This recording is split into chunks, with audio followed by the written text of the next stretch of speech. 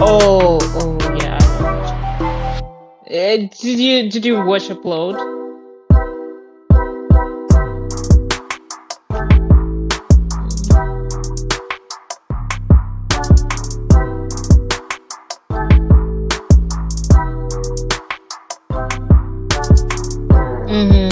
I haven't finished the show actually. I started I watched episode 1 and then I got distracted. I wanted to finish that. But I did like it. It kind of was a little sillier than Avatar, which a little more childish, which I would have preferred if it was a little more for everyone.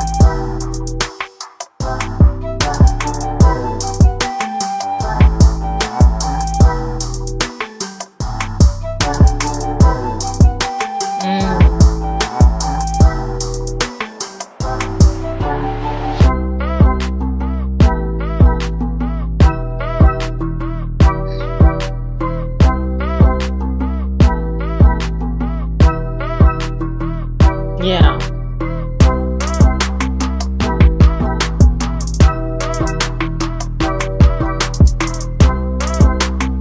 I don't know. My whole idea regarding the shows is I need the writers of the shows to treat children like smart children, not explain everything, not coddle them, just treat them like a little bit more mature than you think they are. Because that's the content that I liked when I was a kid, and kind of what I would prefer.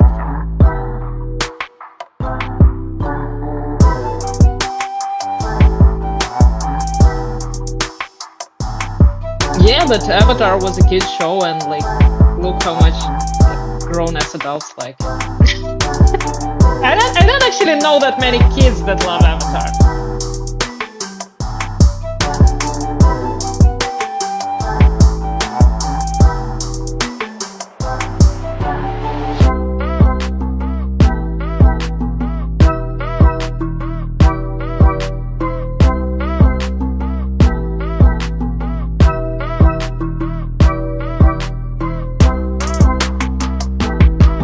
That would be okay, because the writing is the whole point.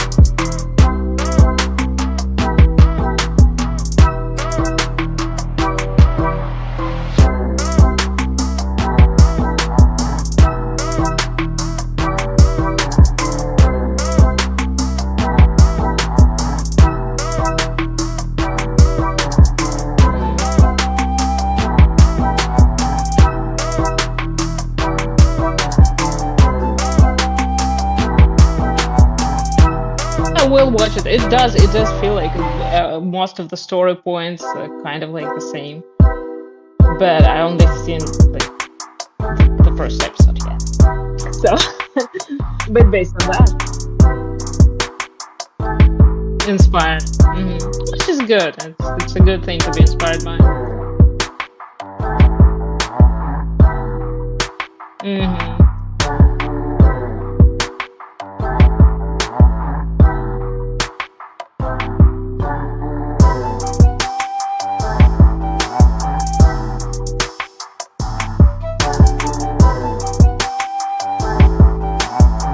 I need to add all of that to my list.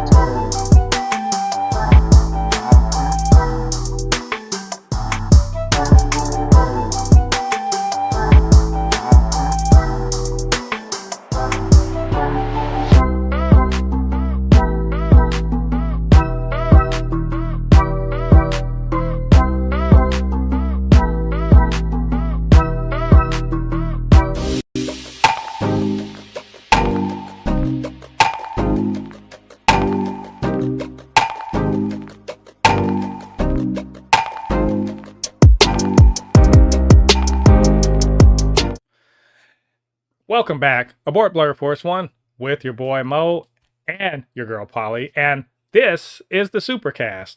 The Supercast, where we talk about all things superhero in our pop culture media. That's movies, TV shows, video games. We talk about the news, do some speculation, all of that good and nerdy stuff. And before we get into the stream and the podcast today, you know what to do. Get down there and hit like on this video. So, welcome back, nerds. We are, we're back into the what do we say? Not the superhero summer. We gotta rename it. Polly, what are we gonna name the For the fall? fall. The we'll figure out Super villain something fall. fall. Super fall. It's definitely the comic book fall where we are enjoying Peacemaker season 2. The comic shop had its second episode today. We also we're looking forward to Marvel Zombies as they dropped a trailer. We're eating good, y'all. I think we're eating pretty good. So either way, welcome Claude down in the live chat. Glad to see you in. I hope other people get in. But Polly, good to see you today. How you been? What you been up to? That's nerdy. Great. I've been awesome. And I've been watching everything. No nerd shaming this week. 'Cause I watched everything. I am prepared. I'm ready. I'm ready to talk about everything. And I did read a lot of comics. Like a Awesome. lot. Yeah. I mean, All in 2 days. if anyone's gonna do the nerd shaming, I suppose you could nerd shame me because I looked at Marvel Unlimited and I was like, I'll get to you in a second. Not today. Not today. And it never happened. It never happened.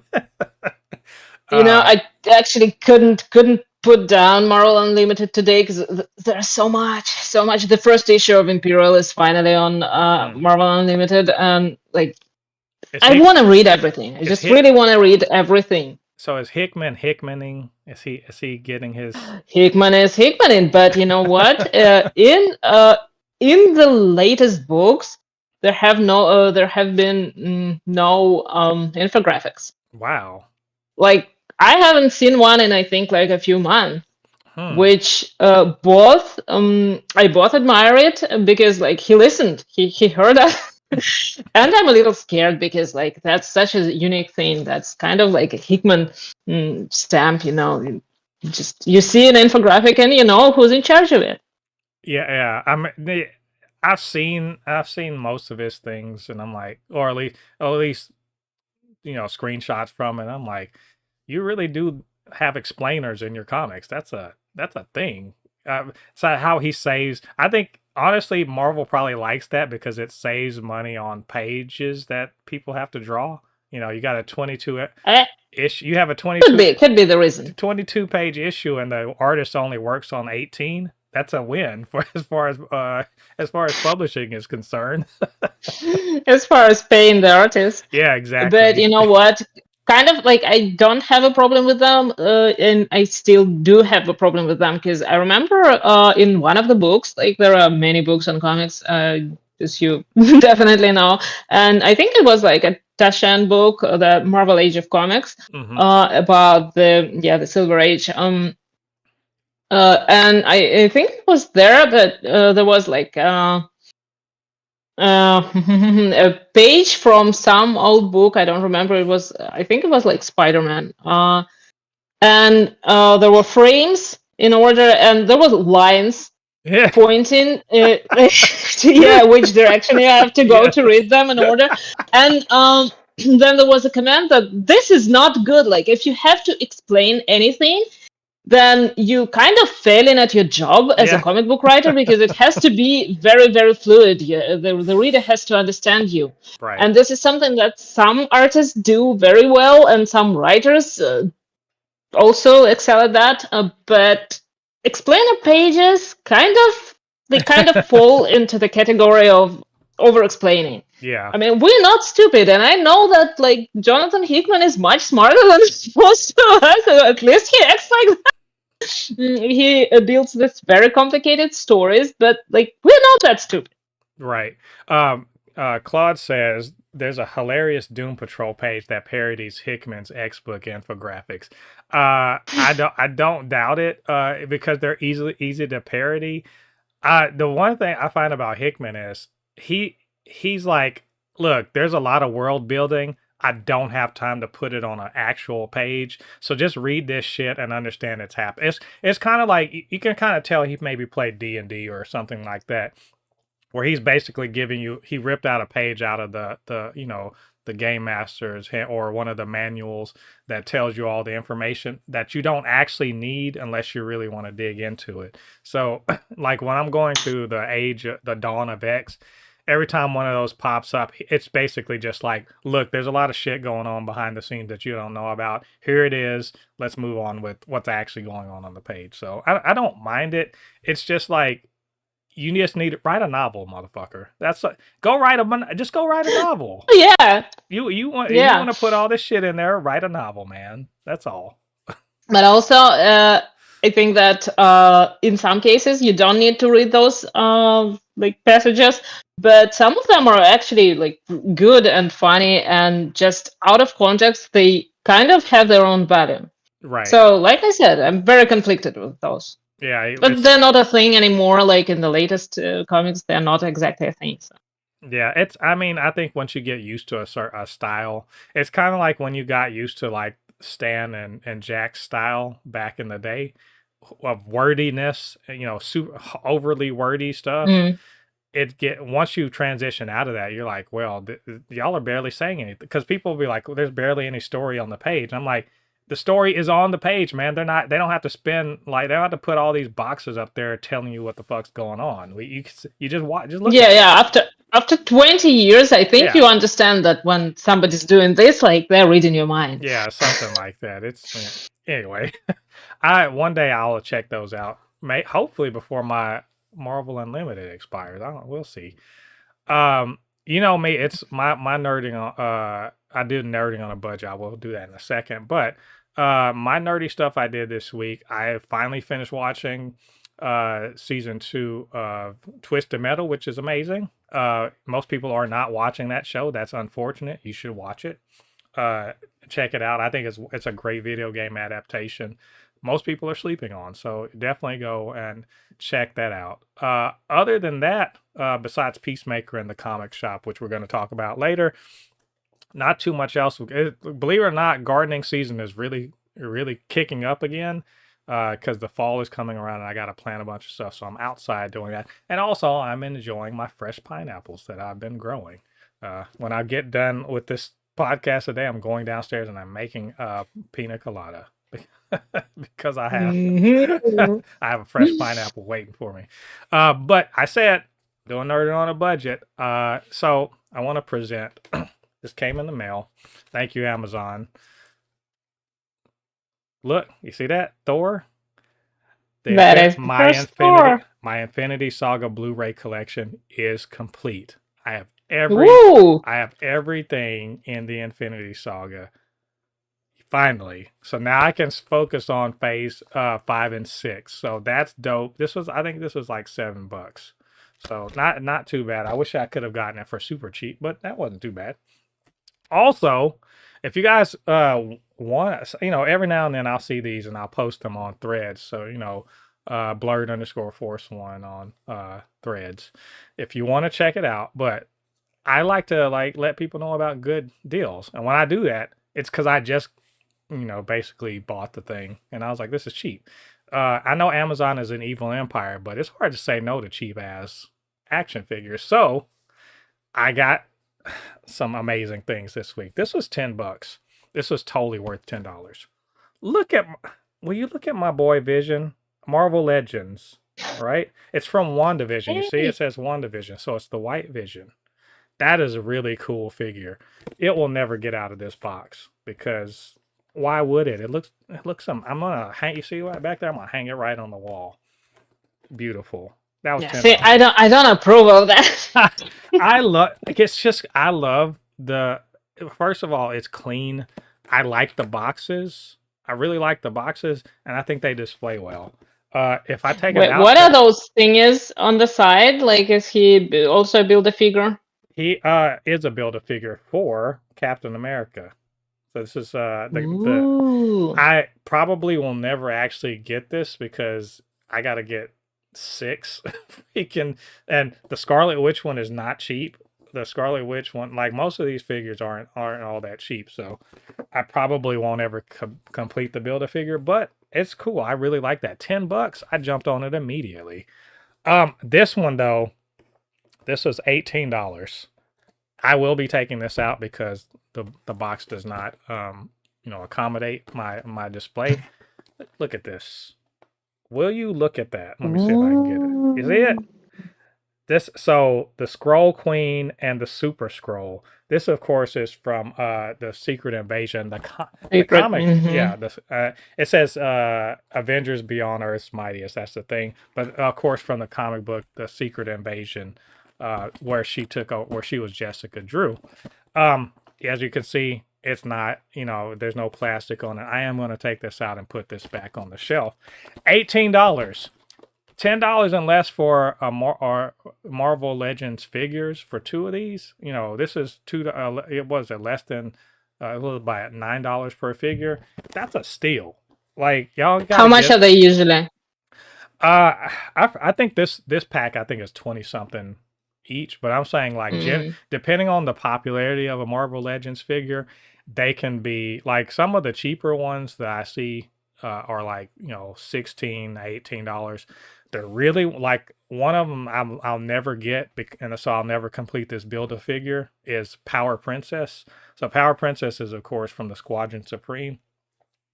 $124. I in no way want that enough to pay $124. I mean, it's fair. There is like there's probably a chance to get it like somewhere in the thrift store or something. I don't know. I mean, if a garage sale. If it shows up at the stores where I usually shop, I might get it. But $124. What are the chances of that? No. There's even one, and my finger hovered over it, and I was like, nope, I ain't gonna do it because it was $34. But there's a Marvel Legends not Callisto. What's Spiral, from Mojoverse, the Mojoverse one. And I really want it because they do the 6 arms in a way that you can fully articulate the arms. They're not just there. You can actually move all the arms. Comes with multiple weapons. It's a really cool figure.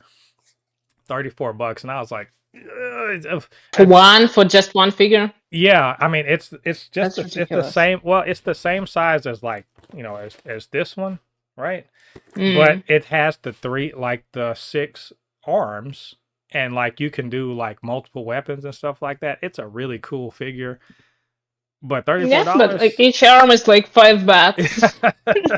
it goes against. That was some quick math. It goes against my very nature, and you guys know if you ever heard me, I'm cheap as hell when it comes to this nerd stuff. So if it's not cheap, I'm just like, I'm probably not going to get it. The only time I'd been on that was like Superman and Crypto for my Funko Pops. Oh, and I forgot this last week. I just wanted to show this guy.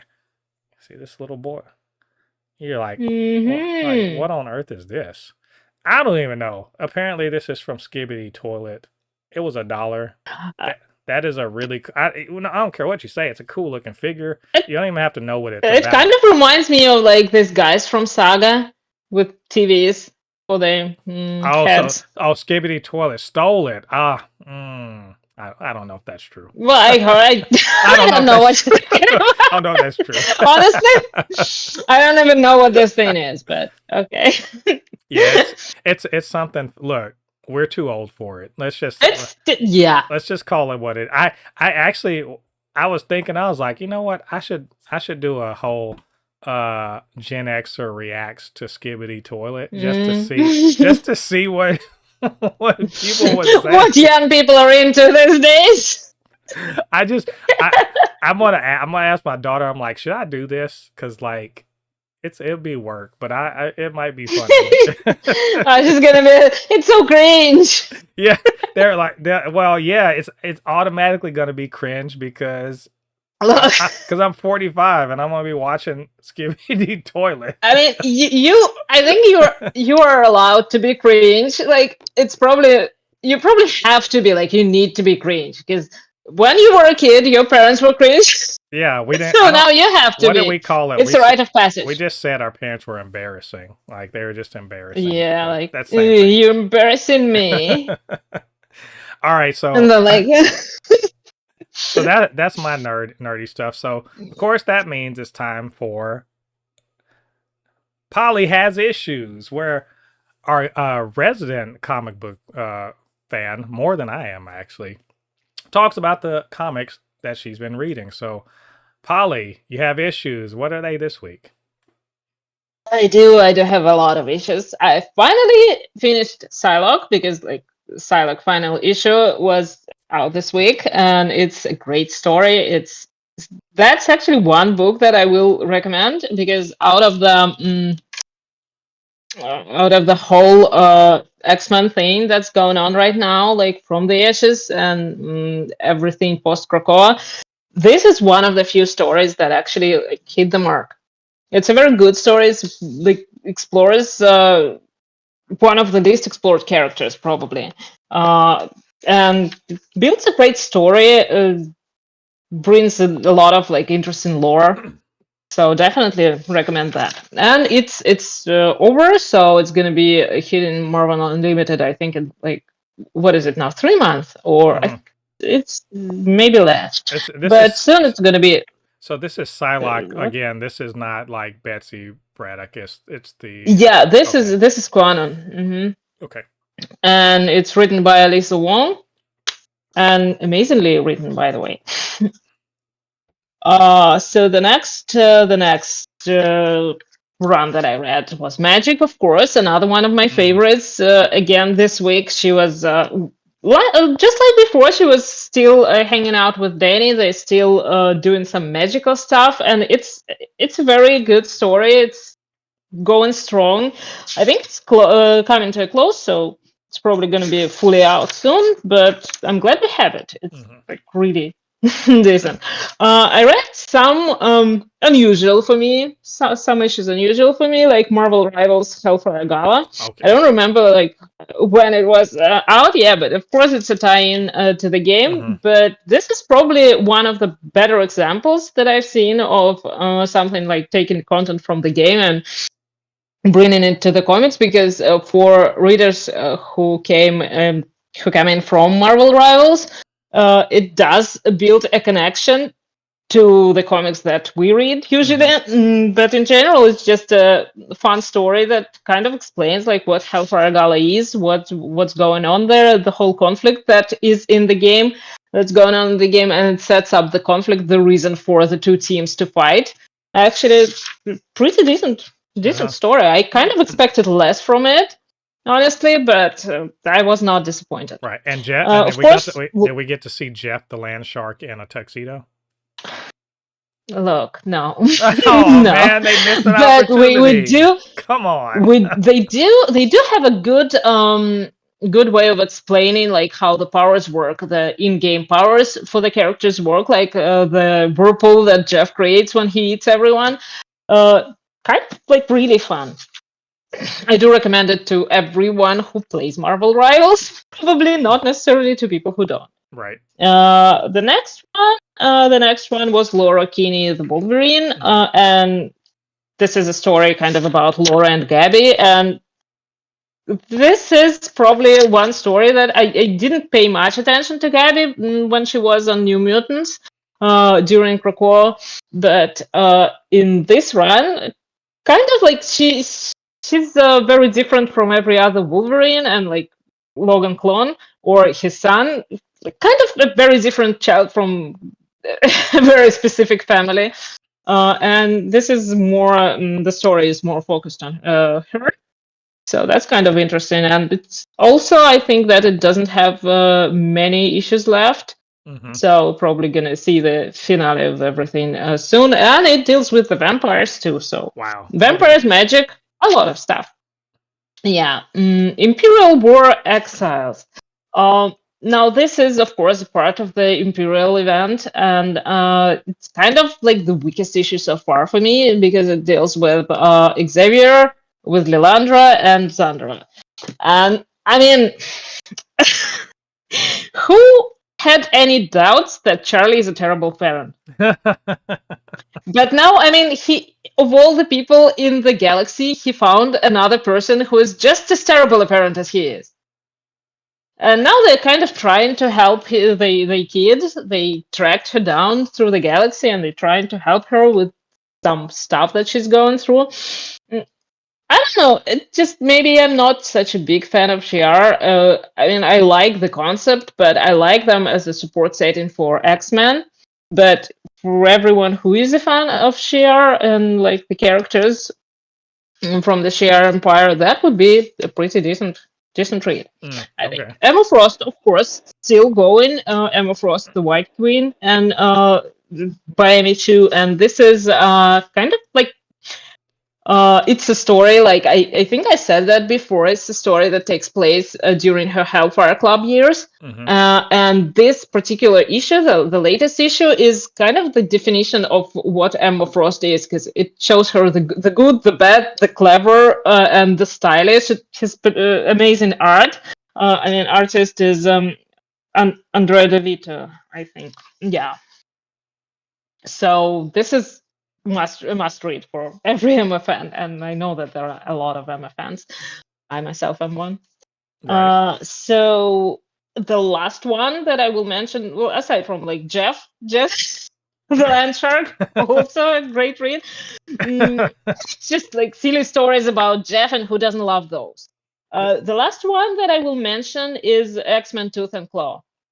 Kind of focuses on the Alaska X-Men, specifically this issue. I don't know if there's going to be a continuation, but like it's really good and really strong. This issue dealt with Magneto, who is obviously losing his powers, and like he's an old man. He can't do what he normally does, so he's kind of full of conflicts and trying to deal with his legacy and his future in general. And the other story focuses on Beast, and as we know, currently Beast in the X-Men is not the Beast that was before, because that one died and one of his clones replaced him.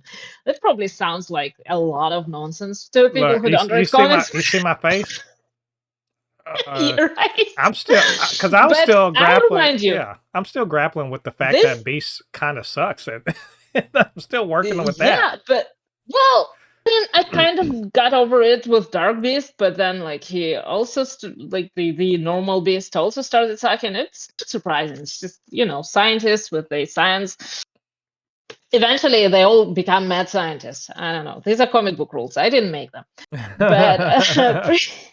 To be fair, like don't ever forget, like whenever you hear this nonsense about clones and about like replacing and stuff, don't ever forget that X-Men are a very, very weird soap opera with a lot of supernatural stuff going on, and let's just accept it. There's a lot of weird going on, but this book, X-Men Tooth and Claw, is written by Alex McNadell, and it's a very decent work. I don't know. I feel like this should be what's going on in the actual X-Men run. Mm-hmm. It shouldn't be a side book. It should be included there. It should be the core of this book. You like deal with the characters and then you build stories around them, and that's what this book does. Kind of like has a very Claremont vibe, which is always good when it comes to X-Men. Then that's all Oh, for this week. well, Oh, hey, and Moon Knight. I finished Moon Knight. Yeah, now that's all. you complete all of Moon Knight ever, or you just No, you no, just no. I finished just that finished run? the current run that I was Okay, reading. Yeah, nice. the Huston and Benson run. Okay, nice. Oh, I want to shout out. Yeah. Claude said he said I couldn't be bothered to pick up an Xavier focused issue. Valid. It's just valid. I don't blame you. I Yeah. just I don't know. It just was interesting. I couldn't resist. I wanted to know if that whole thing with X-Men Hunt was building towards something, and it wasn't. I mean, they can't quit Xavier. That's the thing, is X-Men will never be done with Xavier. No matter what he does, no matter what writers do with him, no matter how they make him into a villain or whatever, he's always going to come back and be he's going to be the daddy of the whole, whole shebang. So, I mean, but They I should feel just you. kill him. It's not going to happen. That's like saying they may as I well, mean, they can. They just can't. it's like saying, hey, they should kill Spider-Man. Like, yeah, I mean, they could, but They can won't. try. They could, but they won't. He can't. He'll never Pretty stay hard. dead. He'll still never stay dead. So Oh yeah. Oh, Wolverine, yeah, I mean even worse. But another one. so those are Polly's issues. So that of course means that we are going to move into our news this week. We got a few. We got a few things we're going to talk about. The announcement of the Superman sequel. Peacemaker has a very silly, very, very silly PSA that they want you to be aware of. Jeffrey Wright talks about being cast as Jim Gordon and the response to that. Tom Holland says something very silly that makes me concerned about Spider-Man 4 or Spider-Man Brand New Day. There's a huge Marvel Zombies trailer that we have to talk about, and then we're going to review the Comic Shop episode 2 and Peacemaker episode 3. So let's jump right into it. You ready, Polly? Yes. All right, let's go. So, Man of Tomorrow. That is the next James Gunn joint coming out of DCU. It was announced earlier this week by James Gunn himself on Instagram. Now, mind you, he is the co-CEO of the studio, so this is greenlit. This isn't just because remember he said we're not going to announce things that we're not ready to go forward with. So, and he even said, the script is written, and we just kind of got to do the treatment of it for the actual, shooting and everything. So, Man of Tomorrow, this is something, and people were talking about this online. They were like, this got announced so fast. It's set because the premiere date is July 9th, 2027.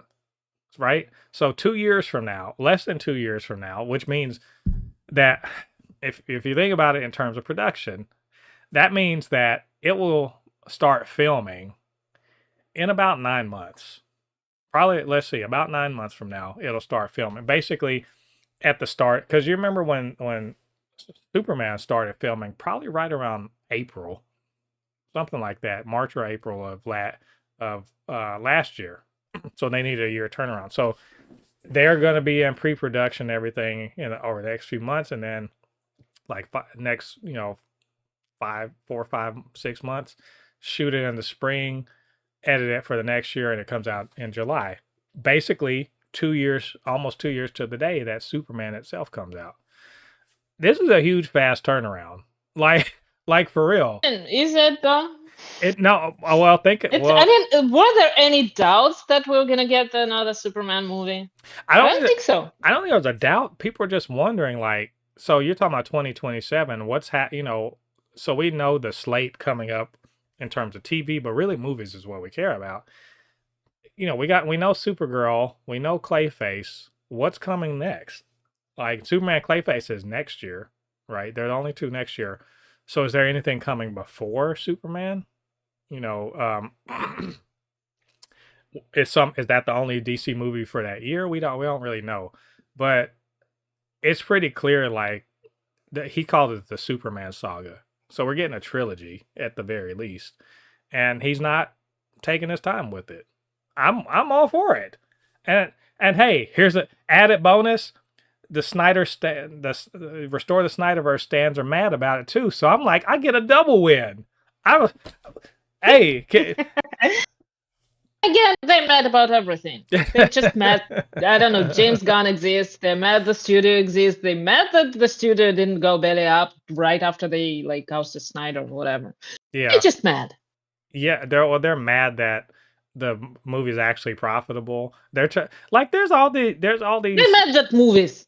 Well, I don't care if that they like Man of Steel. Man of Steel did well enough. I mean, I think at the end of the day, I think it makes a bit more money than this Superman. But why are we doing? I think they're trying to argue themselves. They're trying to argue on the internet. By the way, let me just say, they're on the internet trying to argue DC and Warner Brothers into restoring the Snyderverse, and I'm like, in what world did that work? Nobody.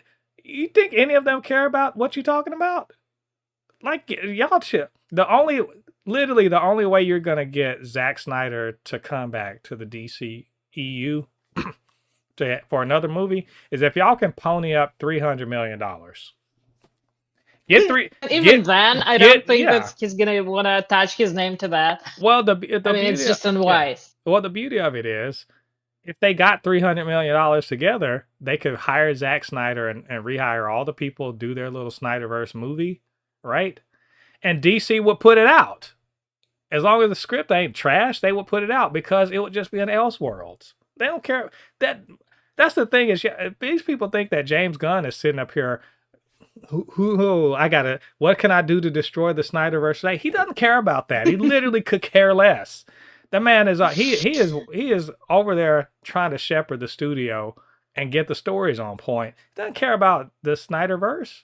I guarantee you, if Zack Snyder rolled up and what called him and was like, "Look, I got a script that I didn't write, so just chill out. I didn't write it; somebody else wrote it, but I got a script.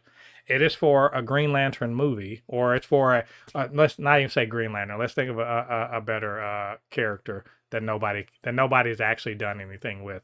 Animal Man. I got an Animal Man script that I didn't write, so chill out. Don't worry about it. And I want to direct it, and I've got here I've lined all this stuff up. Here you go. And James Gunn's read the script and it's dope. Zack Snyder will fucking direct a movie in the DCU. Y'all gotta understand. People need to understand. James Gunn is not anti-DCEU. He's just not thinking about it. Like and so every time y'all, nobody's thinking about it. It's except over. These it's guys. Done. It's like thinking about, I don't know, Fox Yeah, X-Men. it's like constantly silly. thinking about them and thinking like, what, why? Let's restore them. This is all because Harcourt it's all because Harcourt responded to a damn text from alternate dimension Peacemaker that they think that there's going to be a new romance.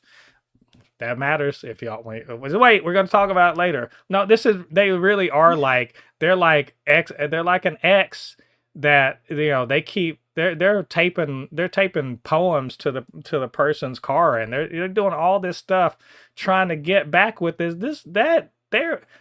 they done moved on. Get stalkery. They moved on. They're married to somebody else. Why are you trying to make this relationship happen? This shit is over. Like, enjoy the days you had. Look back fondly, but the shit is over. Move on. Move on to another fandom. Please, for the love of God. Y'all Snyder people are weirdos. Or just, they can't even be in this fandom appreciating what they have. Yeah. Like they still have a decent amount of movies, they can appreciate them, and they don't have to like be angry about everything new that comes up. That's what weirds me out. They're not happy with what they have. I mean, they could do the He Who Must Not Be Named route and then try to get some comic books made out of it. Like, if you like the DCEU that much, you can make a whole comic universe out of it. It's gonna be bad. But the problem is that these are fans on the internet who have almost no creative bones in their body, and they can't even take the time to like waste money on AI to make an AI version of the movie. So I mean, write fan fiction. That's the whole point of fan fiction. Enjoy yourselves, but they. No, we need somebody to pay $300 million to make our fan fiction real. Nobody's gonna do that. Absolutely, no one's gonna do that. So anyway, I'm excited for this. I don't even know what this is about, but we saw the picture. I don't know if you saw. Well, you didn't see the picture because you couldn't see it, but it's it's Lex Luthor and his kryptonite. I saw that. Yeah. Suit versus And look, I think that was like Jim Lee art. Yeah. I think it's if that's where we're going, cool. Yeah, I'm ready. And so also in James Gunn we trust because he hasn't steered us wrong yet. So I'm ready. So moving on to something else that's related to the DCU, and this is actually a very serious topic. We need to pause and really kind of focus and just bring the level down because apparently there's an affliction that we weren't aware of was even a problem. And I think the people who suffer from it have been suffering in silence. And it's time that they come into, out of the shadows and really talk about the things that are bothering them. And I, of course, am talking about Langston Fleury let us know that there's a thing called bird blindness. And I wasn't aware how terrible this affliction was until I saw Eagly beat the shit out of like 5 people. And Langston Fleury was like, a duck attacked me. You know what? I really appreciate that James Gunn and the cast of Peacemaker took the time to really raise our awareness of this very, very difficult subject about bird blindness. If you haven't watched it, go watch it. Um, go ahead and check out the GoFundMe, because I really think that we need to be aware that bird blindness is real. And as John Cena said, look to your left and look to your right. Those people probably don't have bird blindness, but somebody has it, and we need to be aware. I know my heart was full, with just breaking for these people. How about you? How do you, are you ready to get on the telethon for these people? Look, I'm not saying I'm familiar with the issue, but like, I understand that not everyone can always tell what kind of bird is in front of them. That happens. That might be a serious problem for some. I agree. I mean, John Economos was, in my opinion, he was very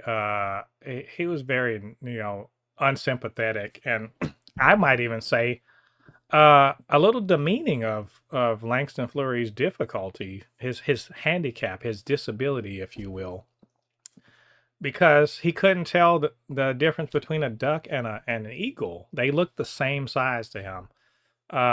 And that's, that must be difficult in this world. Like when he walks down the street and there are pigeons pecking away, he must see ostriches, and they must be the same size. It just Vultures. doesn't know. Could be vulture. We just don't know. And that's really unfortunate. I think, again, hats off to the people at Peacemaker for really bringing awareness to this really terrible education affliction. And awareness is the key. Exactly. And if you're suffering from this affliction, I just want you to know we're on your side. We're ready to help you identify the birds. We're hoping that with the no, I'm not ready to do that. Well, maybe like a book or a pamphlet or something that they could read, but also we're hoping that if they raise enough money, and in fact, I'm going to personally petition Robert F. Kennedy Jr. to set aside some funds so that we could research, and hopefully one day we will have a cure for this. But in the meantime, a vaccine, if you may. Yeah, a vaccine could help that. Robert F. Kennedy famously very, very much a proponent of vaccination. So maybe this could save some people from bird blindness. We hope so. In the meantime, just definitely go check out that PSA and show your support online. Bird blindness is a thing. And thank you for being straight faced through that whole bit. No, I wasn't. So let's talk about Jeffrey Wright. Let's talk about something actually serious, or when we're talking about comic book stuff, as serious that can be. Jeffrey Wright was, he's talking about some other things, but he was responding to or talking about his feelings on the racist backlash against him being cast as Commissioner Gordon. Or at least at the time, Lieutenant James Gordon in The Batman. Big ass surprise in this day and age, a black man playing a traditionally white character gets a ton of backlash. Doesn't matter. See, and here the funny thing is, remember what people would be like, I don't care as long as y'all get a good actor. All right, Jeffrey Wright's a great actor. Well, so then it's just he's not supposed to be black. I mean, aside from the fact that Jim Gordon is kind of like a why? Well, the thing I get it to a certain degree, because Jim Gordon has often been portrayed as essentially an Irish, police officer. In America, Irish police officer it's a bit of a stereotype, especially in the Northeast, but they're prevalent, especially in New York City, Boston, Chicago, that sort of those metropolitan areas. But he's kind of portrayed as like a somewhat typical one, even down to the point, of drinking and all that other stuff in the past. But beyond that, he's a generic ass character that could be played by anyone. Like, if he was Asian, I'd be like, okay, well, that Asian Jim Gordon, okay, whatever, right? Doesn't matter that much. But they made a big deal out of it, and so this is what Jeffrey Wright had to say in this article, this Variety article. He says, it's just so fucking racist and stupid. It's just so blind in a way that I find revealing to not recognize that the evolution of these films reflects the evolution of society, that somehow is defiling this franchise not to keep it grounded in the cultural reality of 1939 when the comic books were first published. It's just the dumbest thing. It's absent all logic. Which he's pretty much saying stuff that we always say. Look, we're black nerds on the internet, constantly told that we don't belong, or people that look like us don't belong, either in the fandom or in the media, or we got to be stuck in and you even hear it from some black nerds, like, stop race swapping, just make new characters, which is bullshit, because when we make new characters, right? So we make new brown characters, they're not supported, and they're woke, DEI, diversity, blah, blah. It's always a fucking excuse. And at the underneath it all, it's just racism. Let's just call it like it is. It's just racism. Say it, Jeffrey Wright. That's all I'm thinking. But how did you feel about this? And once again, probably all the 5 fans of Commissioner Gordon showed up. It's always the characters that nobody really cares about. Like, I don't think that there are fans of this character. Like, maybe like some people appreciate the character, but he's a supporting character. And there's always such a big problem when they change something about the character. It's just annoying, but yeah, it all boils down to racism, and that's just... these people just need to also move on. Or just not be shitty and understand. Yeah, and first of all, they have to admit it. I mean, stop pretending that you care about the character, that you I don't know, that it doesn't matter to you who plays the character as long as it's a good actor. Stop coming up with excuses. If you're racist, at least just be brave enough to come out and say that you are. We would just know what we're dealing with. Exactly. And it's also funny to me because a lot of these people that are mad on the internet about this, they're our age, or I'm older than you by about 10 years. Most of the Gen X white guys in the fandom, a lot of them are really cool, actually. Most of them don't give a shit about this stuff. Boy, a lot of them are the grifters, though. A lot of the main grifters that they make their money off of being mad about shit like this are my age, right? And which is funny because to the man, I would even say, because most of these are white dudes, they love 1989 Batman, right? They're like, oh, 1989 Batman is the best.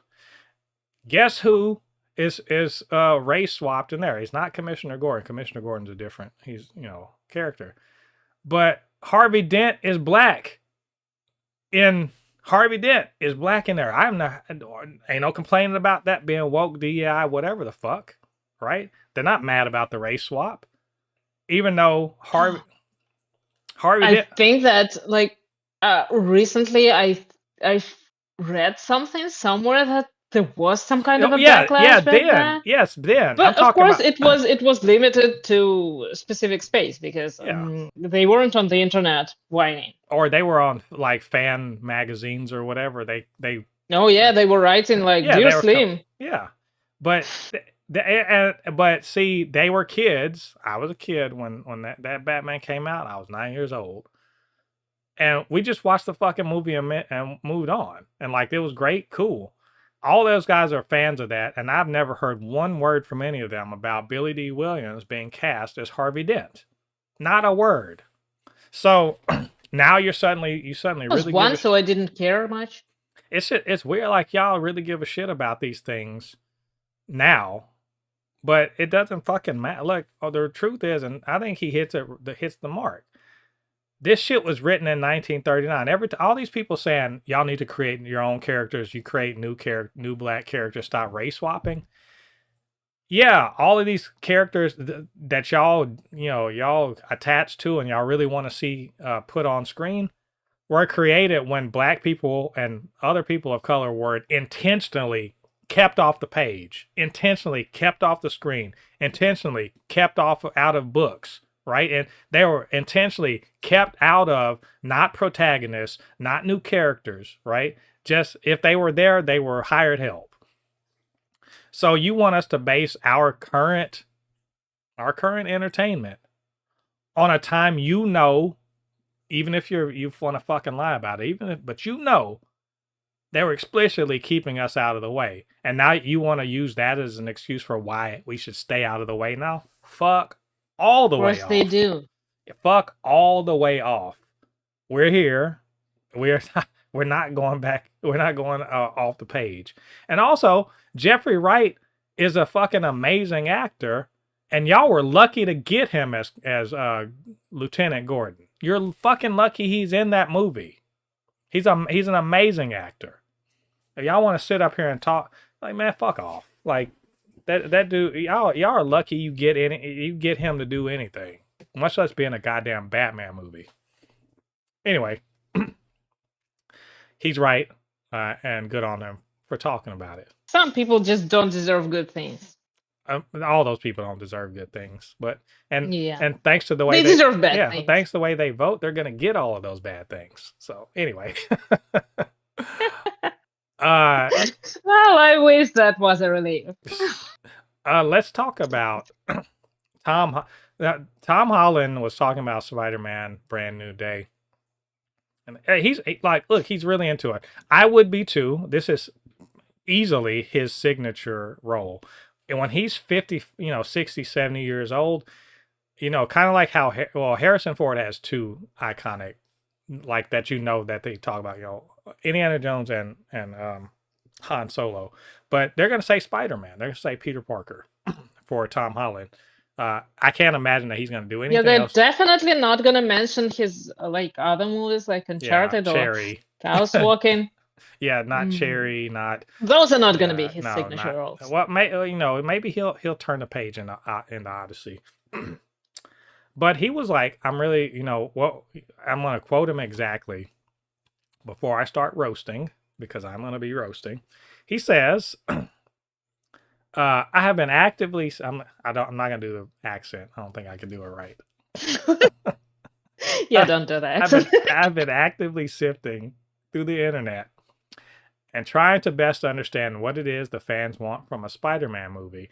And that's been my driving force in these pitch meetings. I think the producers at times are like absolutely sick of me, but I think it's really important because we make these movies for the fans. No. Do you want to do this first? You want to go first? You go first, because either way, I'm about to go off. So just... I know, yeah. I'm going to go first. Okay. God, no. Where the hell did he get this idea? Like, seriously. This is literally what nobody is supposed to... I mean, he should be, I don't know, with one of those directors who keep you away from everything. Because this is the stupidest idea ever. Like, who is he gonna... And where? I mean, where is he gonna go? On Reddit? On Twitter? I don't think we can trust him with finding a good enough source to actually find the proper information that he'd be looking for. Because no, I mean, he could have just read a comic book. He could have done anything else, but why? No, you don't listen to fans. Again, Going back to the guy we don't name, uh, and the quote that fans don't know what they want. Please, please, please put trust in like the creators. I don't know, the writers, the directors, everyone else, not the internet. Yeah, absolutely. Absolutely. This is the stupidest fucking idea. Oh Look, boy. this is a fucking stupid. I say it over and over. I've been repeating this constantly since this podcast has existed. Don't listen to us. Don't even listen to me. Like Listen to me. Listen, I'm saying when it comes to like my advice is, and you know he's never gonna see this. Ignore us. We don't know what we're talking about. We don't know how. See, you don't know if he's never gonna see this because now you know Now he's on the internet in search of that exactly. Hey, look. He's gonna be looking there talking about me. I'm better to check that out. Have y'all seen some of the fan theories and the things that they want and the things they demand are stupid. They're not compelling. They're like all it is basically a wish list for fucking characters, right? They really want like that. Some of the wish list shit that they want would see Zendaya erased from the timeline and replaced with Sadie Sink or some shit like that, right? Some redheaded white girl. We don't know what we're talking about. That I'm saying, if we knew, if I thought I knew what the fuck I was talking about when it came to making a good story, I wouldn't be doing this podcast. I'd be in Hollywood. I'd be making money. All of these people online giving their, we're doing after the fact. After the movie has come out, we're talking about what they should have done, what they should have done. Why couldn't we say this shit before the movie came out? Why? Because we're not creative like that. That's the reason why these people get paid. Don't listen to us. We don't know what we want. We only know what we want after we get it. We're like we're like people that we go to a restaurant, right? We go to a restaurant and we order we order food, and if the shit comes out and we don't like it, we'll send it back, right? But we don't but if we went to that restaurant, ordered the food, and then went to the fucking kitchen and said, "This is how you make the food I just ordered," we'd be kicked out of the kitchen. We don't know what we're doing. We don't know what we want. We just know we want something good.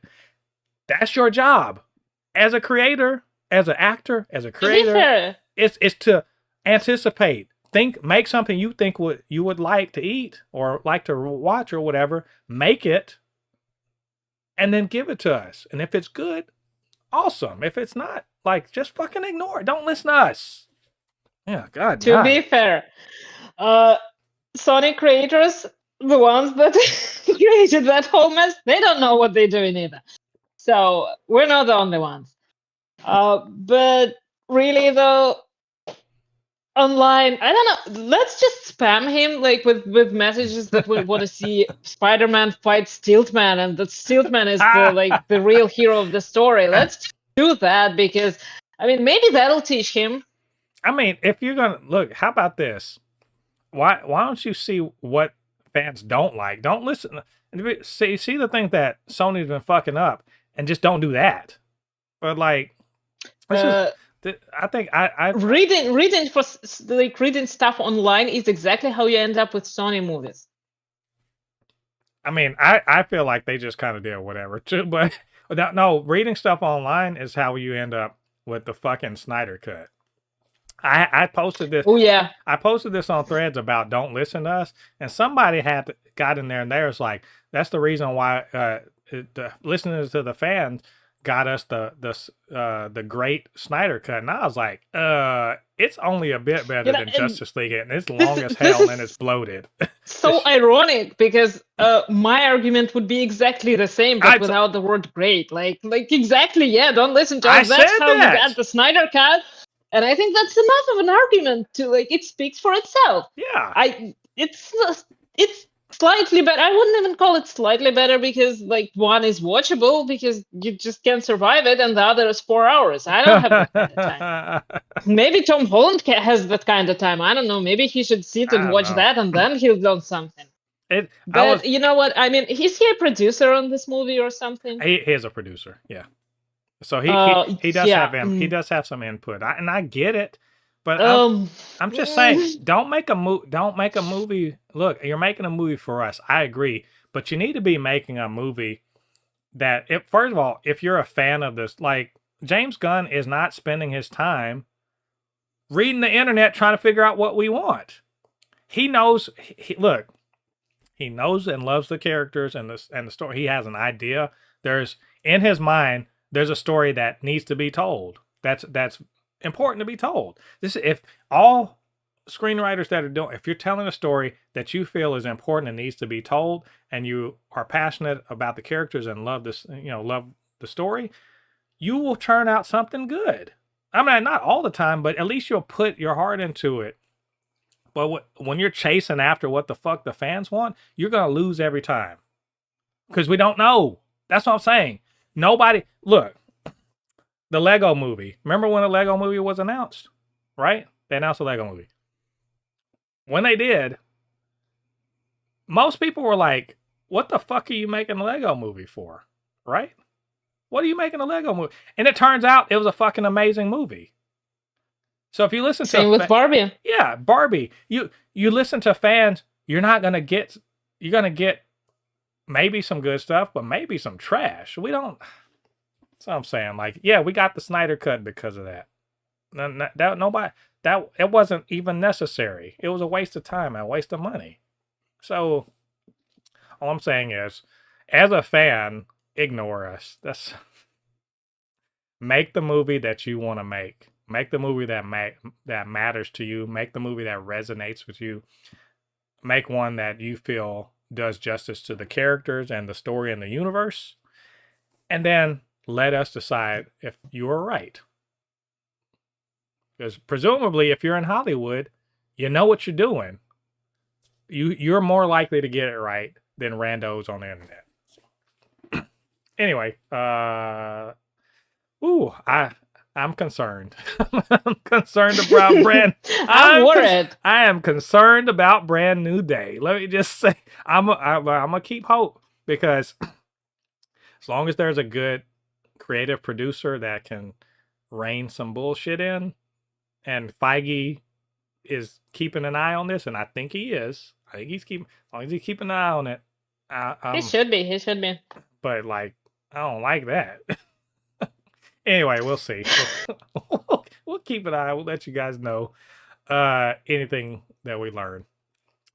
There was a Marvel Zombies trailer dropped, and let me just say, I was sort of annoyed at first, but now I'm coming back around because it's not dropping in October. It's dropping at the end of this month. Seems silly to me. This is ripe for Halloween season, right? But I mean, if they binge, like, it's 4 episodes, if they drop it all at once, we'll binge it and we won't talk about it for ever again, right? If they do it week to week, maybe it will lead up to Halloween. It could, or it'll lead up close to Halloween, maybe. That being said, I think this trailer kind of blew up. I mean, a lot of people didn't even remember this was coming out. Like you and I know because we're keeping an eye on these things. But a lot of people, yeah, but I forgot. See, you forgot about. I remembered it was still happening because I think last year, we on this show we talked about the concept art and like what it was kind of about, and I was like, okay, I'm cool, and like next year it's gonna be dope. I remembered it. And it was originally going to come out, I think, in October, but they moved it up. But they finally dropped a trailer, which again blew up. A lot of people were like, "Oh, this is a thing that's happening," and I even think probably is going to make people go back and watch at least that episode of Marvel Zombies, not Marvel What If, sorry, in order to be ready for this, because this is a follow up to that episode of What If season 1. So anyway, I'm beating around the bush. This is an amazing trailer. I had to do a reaction. My reaction video. I mean, look, I don't get tons of views on my reaction videos, but it's doing pretty good. And I made and there was a part of it that was so good that I had to make a whole YouTube short about it. I kind of took my reaction and kind of cut it up with the video, and it's doing pretty good too as far as YouTube shorts go, at least on the channel. So people are interested in this. I mean, I don't want to break down the whole thing, but God, I love that trailer. It's so good. There's a lot of unexpected things happening in it. More importantly, it's got a good voice cast featuring a lot of my favorite Phase 5 and 6 people. Because I think Shang-Chi, Yelena, Kamala Khan, what's her name? Alexei. I wish I knew what his last name was, but the Red Guardian. And we get zombie versions Shostakov. of. Say it again. Alexei Shostakov. His name. Shostakov. Okay. I'll just say Alexei because that's my dog. Like that's my brother. It's Alexei. Alexei. Not Alexei. Alexei. Look, I'm American. We'll say it however we want to say it. I know.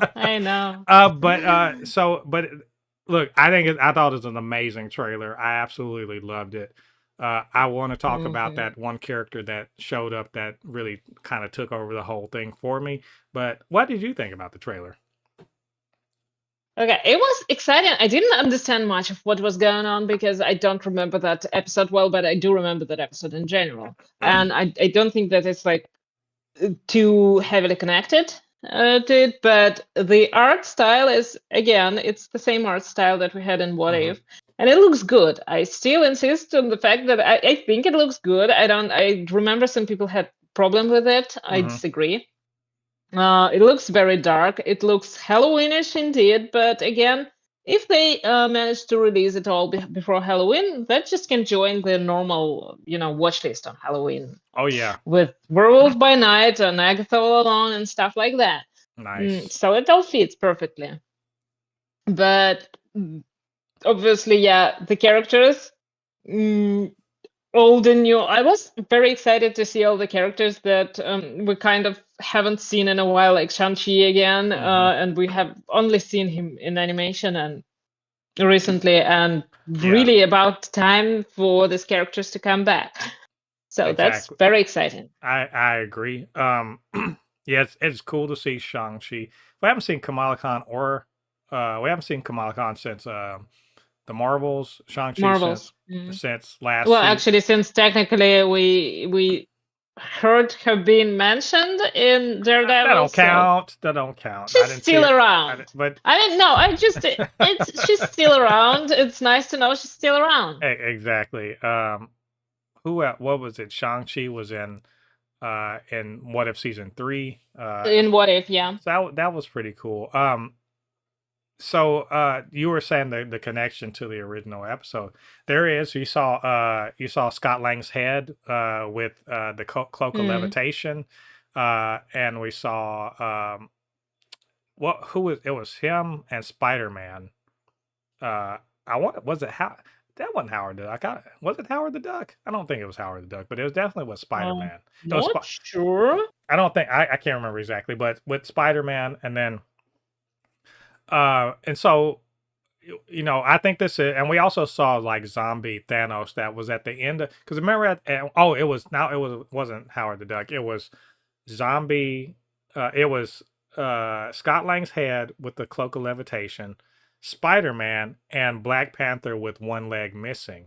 And that's a direct reference to the comics, where in the comics they were keeping T'Challa alive and slowly eating him. So when he was in the Marvel Zombies series, he was freed and he only had one leg. So that's all really cool. We also got to see Zombie Abomination, Zombie Okoye, Zombie Hawkeye, and obviously Captain America. These are people, Hawkeye, Captain America. We saw them in the original episode. Even Zombie Scarlet Witch, which, if you remember, do you remember in the finale of What If season 1, Zombie Scarlet Witch was actually used against what's his name? Was used against Ultron. Because they transported her from that dimension to bother Ultron. But she's in this one, so I'm assuming this is a variant of that dimension that we saw in the original one, where they didn't take her away. But I'm dancing around the issue. What's actually really fucking important about, like, the zombie Namor one was like, that's cool. I liked seeing him. He kills a woman that I was watching during my first reaction. I was like, is that Callisto from X-Men? I was like, cause it's just because the eye is a woman with an eye patch and she was shooting a gun.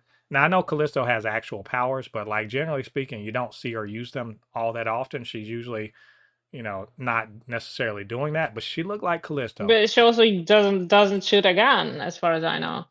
Yeah. But like again, the thing that you mentioned, zombie Namor, zombie Namor, and I remembered immediately that somebody called him Namor. Yeah, it was every time. Yeah, it was. He's like, I'm Namor, and everybody's like, oh, hi Namor. Just never gets old. So that leads us. Okay, I've been beating around the bush. Blade Knight was fucking amazing. I'm so excited for this show. Moonblade? Because would have been so much better. Moonblade. It just sounds like he's one of Moon Knight's weapons. But Blade Knight. What the kid? No, he's a conscious weapon. That actually sounds fitting. What do the kids do nowadays? Like, I don't know. Why are you asking me what the kids do nowadays? My daughter does it all the time. Did we figure it out that we don't know what the kids are doing? I lost myself. Oh yeah, Blade Knight. Moonblade. The first time we actually see Blade in the MCU, it does look like Mahershala Ali, not voiced by Mahershala Ali. Oh yeah. But does look like him, which is odd, and really odd. He kicks ass. Like he slices zombie Ghost to ribbons. Amazing. Like, I'm so excited. Like, I want the explanation. How the fuck did you become Moon Knight? I have some speculations about it, but well, usually people die and get resurrected by Khonshu, and that's how they become Moon Knight. The problem is normally 3 people. The problem is that Mark Spector can't be resurrected. He's a zombie. How's he gonna resurrect him as a zombie? Yeah, also Blade's a vampire, like half vampire. That's how he gonna die even? Well, Blade's not immortal as far as I know, but but it's still kind of like confusing. Because why would Khonshu? My understanding is Khonshu doesn't love vampires. He, in fact, doesn't like them at all. But I mean, they're on the same team because Blade don't like vampires. No way, he doesn't like them either. Well, that's true. So, but he's also half. I can't wait to see. I want to see how. But his look is amazing. The way he kicks ass, like, and if you can make Yelena impressed, you're kicking ass. Yeah, and she was like, "Oh shit!" I was like, "Right." Okay, I mean, Marvel Rivals developers, they do know what to do with the next skin for Blade. I'm just saying, there you go. Can do it. Moon Knight won't be very happy about it, but it'll be all right. And nobody asked him. As long as Khonshu is happy.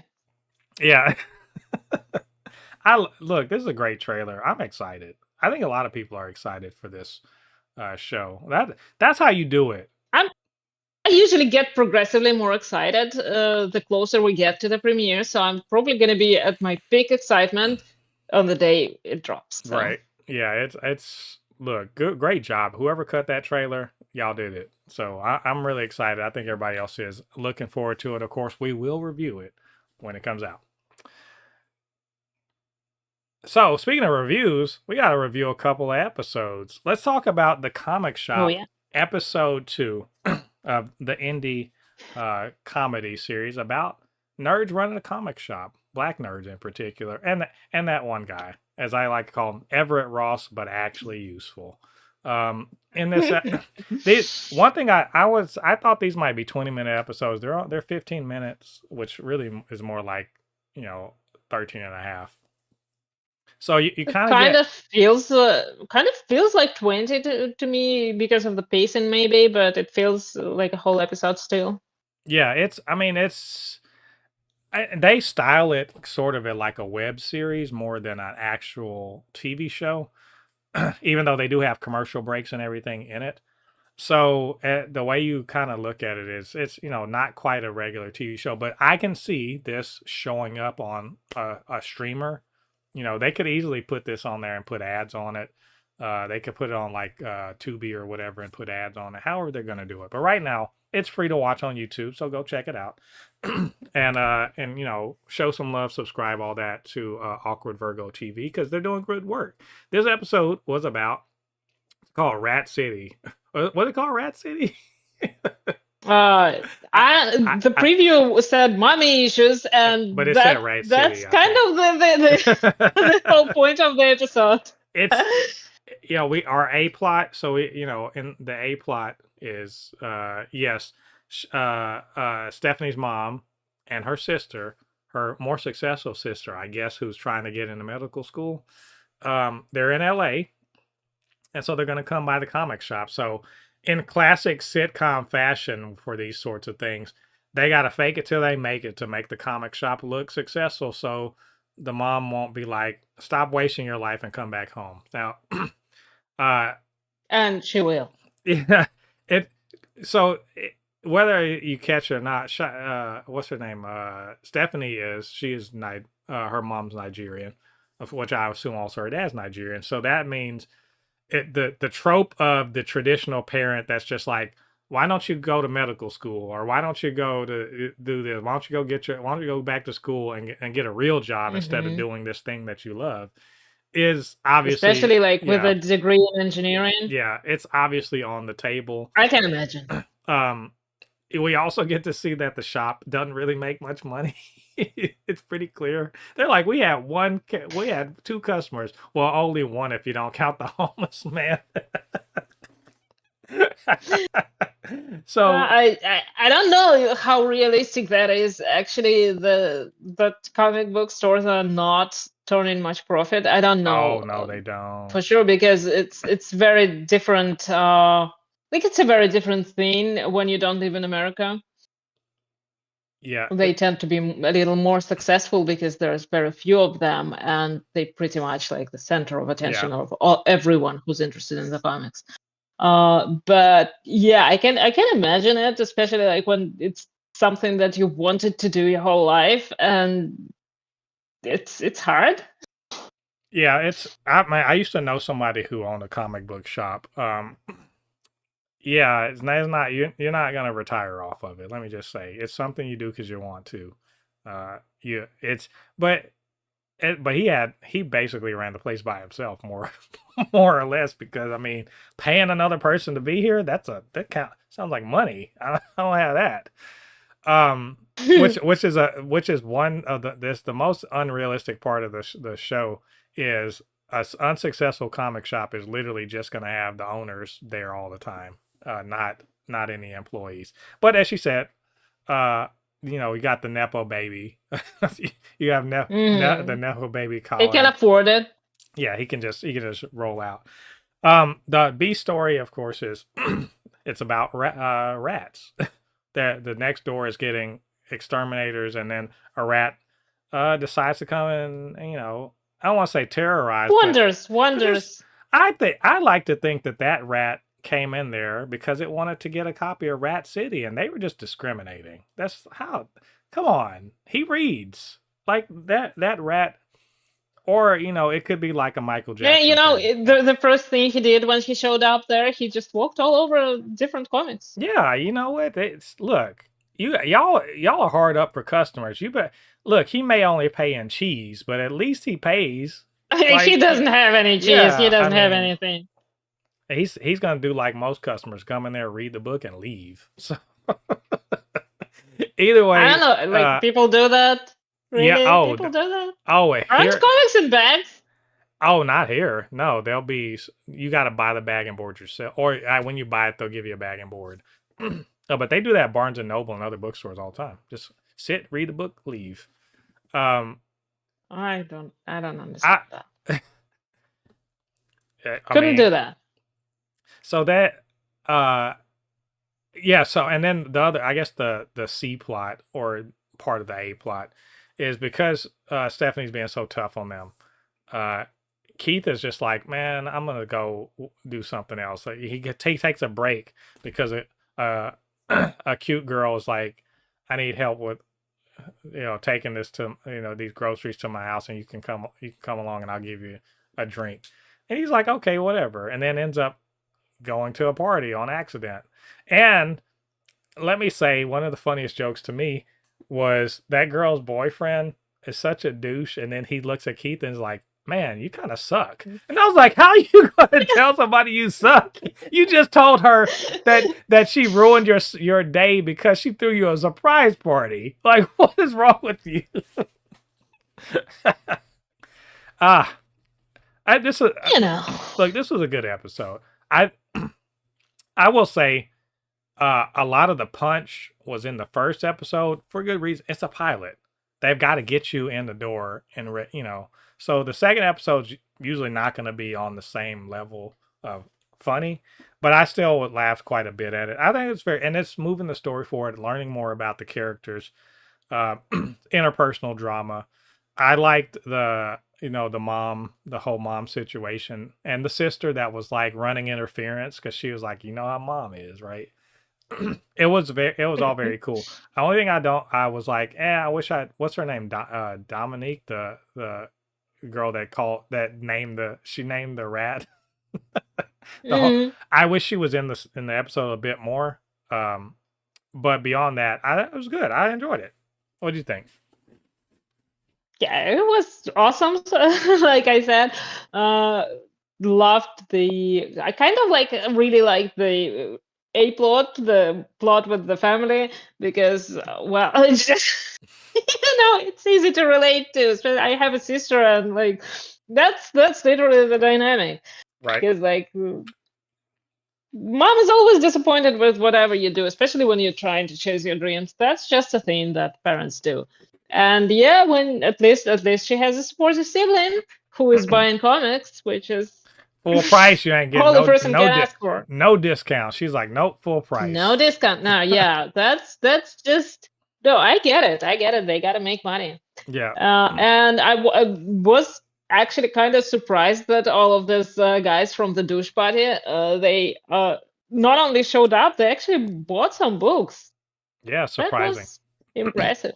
Well, yeah. It kind of tells you something about Keith, who he is and how he is as a person. Like, there's always a stereotype about nerds and social awkwardness and shit like that. Keith is clearly, he's not that. Like, he got all those dudes. And mind you, the girlfriend said, oh, my boyfriend is into all that childish stuff, right? When you're talking about the comics. So you would assume his friends are very similar. And the fact that Keith was able to mobilize them and get them to the comic shop, like, it was within walking distance, but he got them all to move to the comic shop and actually do it. So clearly, like, his personality is a lot more vibrant and dynamic than maybe you would expect from the stereotype.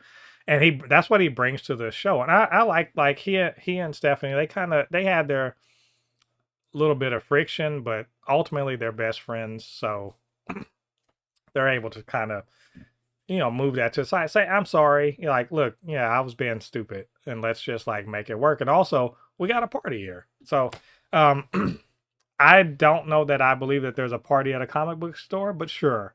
Let's look. It's LA. If I had a local comic book store, that's where I would throw all my parties, because they'd be like, is there a better place? They're like, no, keep all this beer and stuff away from my comics. What are you doing?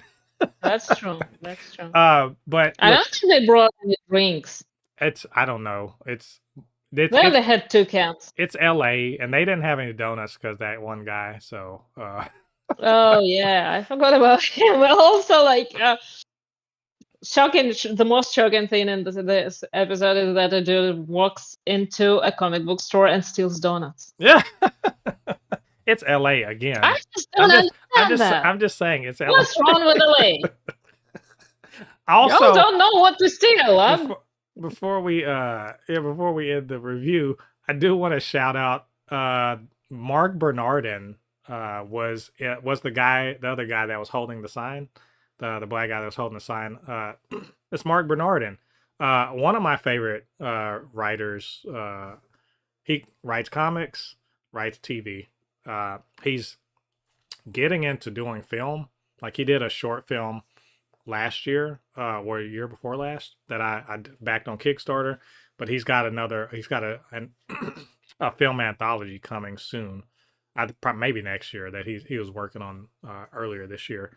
So I was like that looked like Mark Bernard. And I was like, oh, it is definitely, and it makes sense to me because that he runs in the geek space.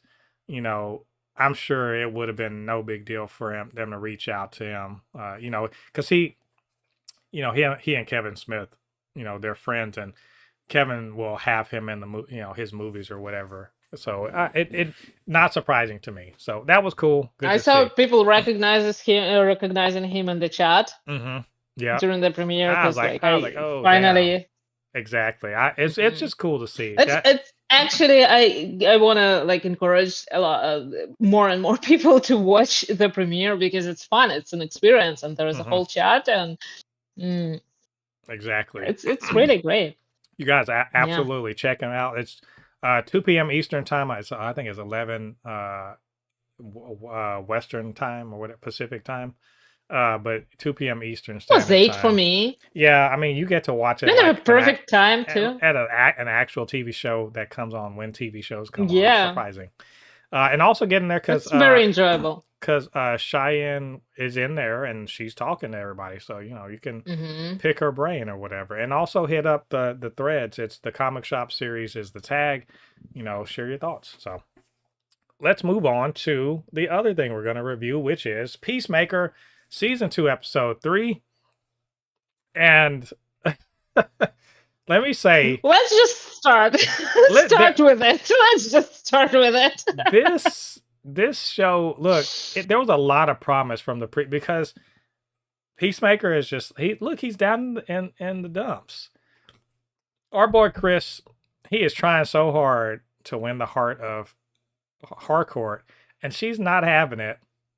So he's like, well, if I can't have you, I'll have your twin. I mean, your doppelganger in another. He's drunk. He goes to the other side.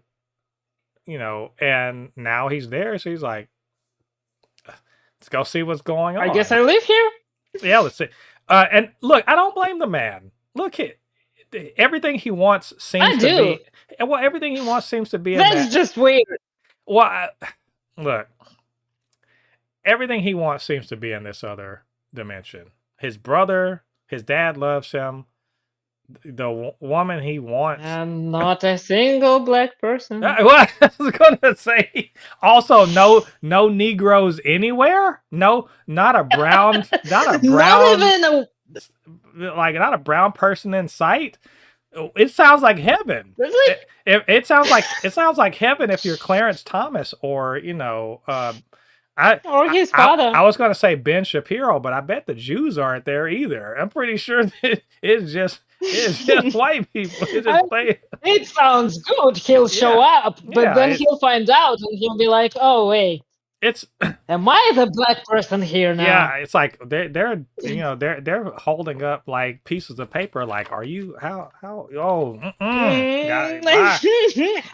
melanin is there? Yeah, it's too much. Like, can you stand in the sun? There isn't even a 10th person in there. Yeah, the worst. I haven't seen one. So it's I love shows or stories that sort of present the world, and it seems all good until it isn't, and you get shades of that in this episode. First of all, you should know that this world's on some bullshit if Peacemaker is like one of their great heroes. You are already be like, this shit. Peacemaker is one of the great. His father is a hero. I think it's Blue Dragon or something like he's suspect. Red Dragon. It's not they call him something else. He's not White red. Dragon. He's not white, but he's blue in this one. No, I think he's white. In this one, in the alternate. But he's still white. You know that this alternate universe has got to be suspect as hell. If Peacemaker, because mind you, when we listen to him and his brother talk, it's pretty clear that Peacemaker is, and when you hear him talk with Harcourt, he is not that good. Like if you really think about what they're talking about, what that like they're like, I'm worried about you, buddy. You're not on the pills again. You know, it's just alcohol. Okay, and then all the stuff other Harcourt said about, I was like, so Peacemaker sucks. He clearly sucks in this world, but they just see him as a hero, right? It's kind of like in The Boys, how people think Homelander is so awesome, but he sucks, right?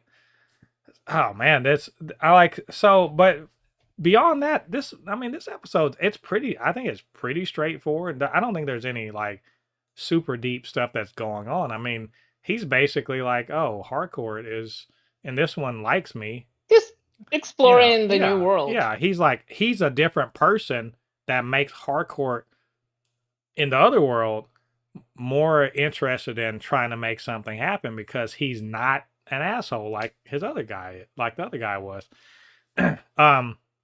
We meet Rick Flag, who sucks.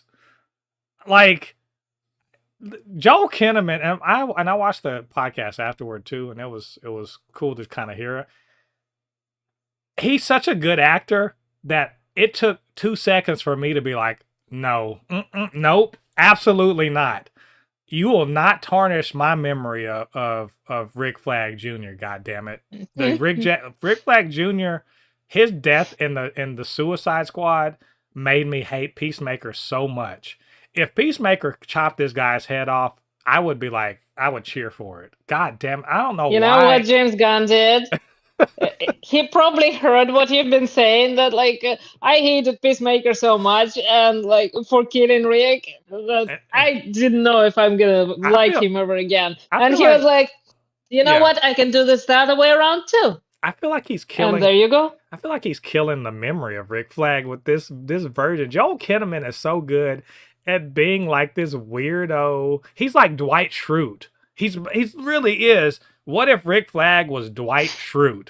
And it's like, oh, I just wanted to be like, no wonder Harcourt, no wonder you're gonna lose her.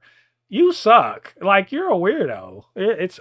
Anyway, it was very good. I mean, she's a weird. She's a weirdo for sure. Well, Harcourt is fucked up in a different way in this new place too.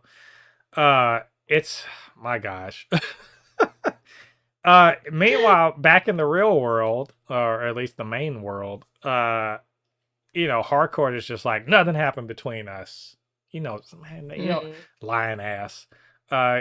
But Adebayo is like, all right, sure, but he loves you and everything like that, and she's just denying it. There's that thing with Adrian being a weirdo. and Economos. Their dynamic is beautiful. I love the fact that they're just humoring. Like they know he's a weirdo, and they like him so much that they're just like. And what's her name? You can tell between Harcourt and Adebayo, they're sitting up there after he walks out of the room. She gets him to leave the room. She's like, "Why do you humor him like that?" You can tell that Harcourt has done the same thing, and they're just like, they know just not to. Don't even do it. They've hung out with him enough to know not to do it. It's good. Oh, my God. His facts about everything is just. He's the worst. He's so good though. I love him. I love that it's kind of like the ongoing joke from the previous episode, or from the first episode when he was talking about what, owls? He was talking about owls, and he's terrible. And now he's spiders, and the whole beat about I like spiders, and like that makes me weird. And you know what it is? This whole I love animals. The animals thing is him being like, I need to get something I need to have something that's a me trait, like that people like that's just, oh, Adrian, he just loves weirdo animals. But he's chosen to do it. It's not something he actually cares about. He's just chosen to do it, and he's trying to prove to everybody, I'm normal too. No, you're a weirdo. It's okay. You're a weirdo. It's fine. We're all weirdos. Then we also have the Argus team. Like Economos is like he's taken the task because Flurry. First of all, Flurry being a snitch ass motherfucker, telling Saul, or not Saul. What's the name? Sasha Bordeaux. That's her name. Saul's the name. But telling Sasha Bordeaux that he didn't tell them about a mutated duck. He's like, what the fuck are you talking about? so we're really leaning into this whole bird blindness thing. And Fleury, it won't just like, he's really trying to throw him under the bus. And then they're like, we're just going to take in all of this whole team. And we may or may not bring Chris Smith in alive. And I would be remiss if I didn't also note that Peacemaker kicks ass. Like, it's a great action sequence when he takes out those terrorists. It's really good, actually. It's definitely the Peacemaker we know and love, and I think it may indicate he's better than the one he killed, because they were like, he doesn't have his suit. So if he didn't have his suit, the other guy wouldn't have gone in.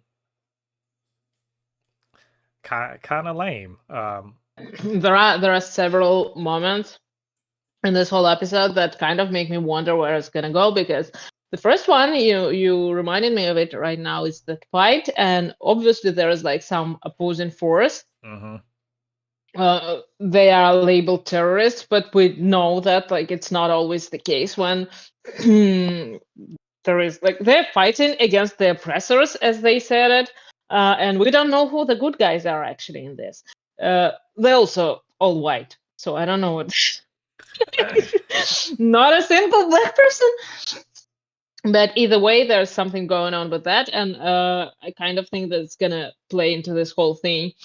It's just interesting to find out what's gonna happen. I was half expecting somebody like on that helicopter, there to be somebody he knows, or somebody we know who's actually a good guy, and probably a good guy in this universe. But I think that eventually maybe, or like be the leader or something like that. Right. We'll find out, of course. Then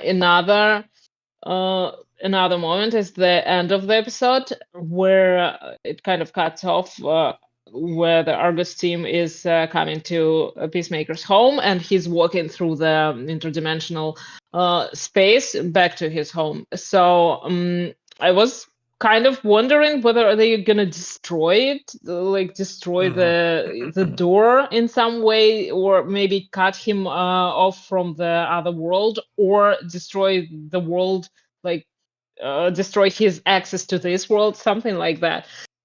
Could something like that happen? I don't know, but again, exciting to find out. And I was hoping that we were gonna find out in this episode, but no, it's just a cliffhanger. Yeah, it's a good place to kind of stop, because he's on a high. Literally, he just saved the day from terrorists who had some weird whatever explosive that he thought was just like a made up word. He saved the day. Definitely, it looks like he could be getting what he wants with the other Harcourt. He got his brother, all that stuff. He's feeling good. I'm going back to my regular reality. He could run back in there and close the door and be done, right? And just go live in that other world. So I think that leads into the idea that the rest of them are going to have to bring him back. But also, he's barely been in the world long enough to know, and he's so. I think that's if there's any deeper meaning to this episode, like, because James Gunn, he does layer meaning into his writing. So I know I said this was a very straightforward episode. If there's any deeper meaning here, besides this is probably the racist ass dimension, y'all just don't see it yet. It's definitely the racist ass dimension. Besides that is that Chris is so hurt by the rejection of Harcourt and of the superhero community. He's so hurt by doing the work and not being rewarded for it that he is and then being in this other place where he seems to be getting everything he wants, that he doesn't really see. It's kind of like Hansel and Gretel or whatever. They see the gingerbread house and it's wonderful, and he's just, oh, delicious, and every he doesn't see it's actually they're in a very dangerous and sinister part of the woods, that the person that's looks good and nice is actually bad, that they're in danger. He doesn't see that. He's not looking around the world and saying something's not right here, because he's focused in on the sweet treats that are making him think that he is actually in paradise. He doesn't know he's in hell. To be fair, how many? I don't think that like that many white people who would watch this episode and notice right away that something's not right with the world. Because I'm sure for many white people, it just looked normal. They just didn't notice it. I will even. We were like sitting. I said it. I clocked it immediately. I was like, I ain't seeing one. Like, I'm just waiting. Just an extra in the background. In fact, I bet you that there's a take or two where like a black person working on set was sort of seen, and they're like, "Get him out! Take two! Get out of! Hey, get out! Look, there's too much brown. Like I noticed it, but or either that or they use AI to erase him. Whatever.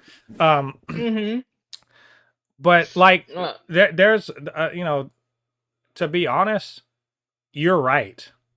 There are there are communities, and this. You're from Russia, but then you would think in America the melting pot, right? That this isn't true, but there are communities in this country. They ain't seen a black person in real life in a while, right? And where this is taking place, this is supposed to be taking place in the Pacific Northwest. So you're thinking Washington, Oregon, Northern California. Now, and you think Seattle, Washington, Portland, Oregon, real super liberal places but even there, they don't have a ton of black people there.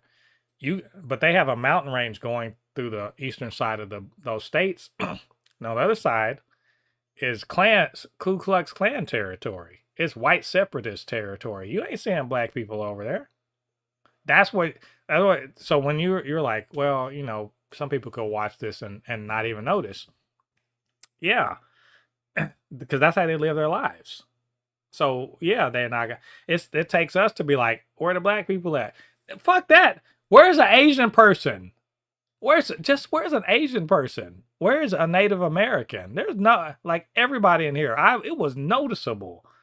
Like, and when they were driving down that street, I was like, okay, maybe when they got to work, I was like, it should be one somewhere around here. When they were walking down the park, I was like, it feels like I don't know, going to school in Russia, or like going into university. Yeah, first day in the university should be at least one. But look, if Russians had had enslaved Africans and brought them into the country wholesale, like in mass, like they did in America, you wouldn't look, and 400 years later, you would expect black people to be somewhere, right? You'd expect to see black people all over the place. Not even if they're not like, super widespread, they'd be somewhere. No, this is the K. I was gonna say Dimension KKK, because goddamn, it definitely looks like we're gonna see what happens. And apparently Earth KKK. The next episode, apparently we find out how. Also, rolling back to the beginning of the episode, I just remembered that we saw a little flashback from before the Suicide Squad. Yeah. Oh, that was really good too. I like that. So apparently Harcourt and Rick Flag Jr. were in a situationship. And as usual, Harcourt, she damages herself. She's a hazard to herself, as Pink said. That would have been an amazing relationship for her. Yes, the stuff in Suicide Squad happened. Some of it happened because, Rick Flag Jr. was, in a relationship with the sorceress and was cheating on her, which is goddamn, dude, that's bravery. You know she could fuck you up. You know that. If she find out, she could fuck you. And Harcourt is Actually, it wasn't her who fucked him up. But she could fuck you up. Like, and Harcourt is just. But how's he gonna break up with her though? That's what I'm also saying. Not an option. He was either like, she lets you go or you greenlit for life. Literally said maybe a hole in the earth will be worth it for you. So he loved her, and she was like, "Nah, let's move on." And the next thing you know, man is dead. So now, in a way, I get why she's not super, she's conflicted about Chris. I get it because she denied. I'm surprised that she's not more conflicted. Well, she hated him. Remember, she hated him in the first season. She hated him. Well, yeah. She's conflicted about it now because despite all of that, and maybe part of it is she's still mad at herself for pushing Rick Flag Jr. away. It's like, this shit is like, I love that James Gunn was like, yeah, I'm gonna put so many wrinkles into this that you're gonna have to sort of like sit with it for a minute and try to see if you can decipher where these characters actually are, right? Where is she really coming from? Because there's trauma from her upbringing, there's frustration, there's that toxic masculinity, there's the Rick Flag situation. Like, she's fucked up for a reason. Anyway. We can go on and on. That was a good point, though. I don't really like the episode. I'm looking forward to episode 4. Really am. And we'll talk about it next week, definitely. So that is everything for this week, y'all. Yep. Thanks for listening to us go on and on about that. We appreciate it. But maybe we missed something, or you want to say something nice, or you want to troll us. You want to defend the Snyderverse. I mean, if that's how you want to live your life. Don't. Whatever the case may be. We're going to be judging you then. We will. I mean, absolutely. But whatever the case may be, you know what to do. Get down to the comment section and leave your thoughts there. And of course, you can always hit us up. And if you saw at least one black person, let us know in that world in Peacemaker. Yeah. Maybe we missed it. I'm pretty sure we did. We didn't. There wasn't even chocolate chips in the episode, so I'm sure. Hit us if you want to hit us up. It's supernotfunnyshow@gmail.com. blurred_force1 on Instagram and Threads. super_not_funny show on TikTok. And while you're doing that, get down there, hit like on this video, subscribe to the channel, and hit that notification bell. All that good stuff helps to grow this channel, helps more people to see this podcast and all the other things we do on Blurred Force 1. And of course, couldn't do this by myself. I needed Polly to come in and give all of her thoughts and have an eagle eye again for black people in Peacemaker. Yeah, it's... Eagle eye, really? Yeah, you're the one. You would be the one to look for it because you didn't find anybody, I know. But where can I reach you on social media? It's as always at core_mix. And it's on Threads, it's on Instagram, it's on Tumblr, maybe TikTok eventually. I don't know. Yeah, we'll see. I think you got to get on a video platform. Man, one day we can. We can get internet rich. Probably not. Oh man. Anyway, this has been episode 196 of the Supercast. Thanks for joining us. Come back next week. We're going to talk about the comic shop and Peacemaker once again, and I'm sure, hopefully, some cool news is coming out this coming week. Because the superhero summer is over, but the villainous fall. I don't know how to. I know we're workshopping it. Well, we're gonna get a good one. We're gonna get a good one. But it is continuing. Fall of evil. I would say fall of the heroes, but that doesn't sound good either. Yeah. Look, we're gonna figure it out, and we'll let y'all know next time. So until then, I've been Mo, your comic extraordinaire on all things pop culture, joined by my good friend Polly, and we'll see you guys on the other side of the thread. Peace.